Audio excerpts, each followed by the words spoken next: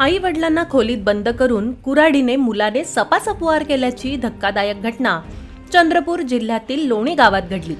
या घटनेत आईचा मृत्यू झाला तर वडील गंभीररित्या जखमी झाले आहेत। कमलाबाई सातपुते असं मृतक महिलेचं नाव आहे, तर पांडुरंग सातपुते हे गंभीररित्या जखमी झाले आहेत।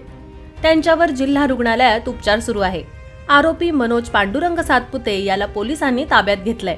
मिळालेल्या माहितीनुसार जिल्ह्यातील कोरपनाप तालुक्यात येणाऱ्या लोणी येथील मनोज सातपुते या मुलाने आपल्या वयोवृद्ध आई वडिलांना एका खोलीत बंद केलं।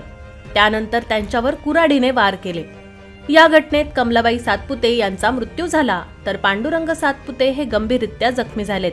ही घटना बुधवारी दुपारच्या सुमारास घडली आहे। जखमी अवस्थेत पांडुरंग सातपुते यांना उपचारासाठी कोरपना शासकीय रुग्णालयात दाखल करण्यात आलंय। मात्र प्रकृती चिंताजनक असल्याने चंद्रपूर मेडिकल कॉलेजला पुढील उपचारासाठी पाठवण्यात आलं आहे। या घटनेमुळे जिल्ह्यात एकच खळबळ उडाली आहे।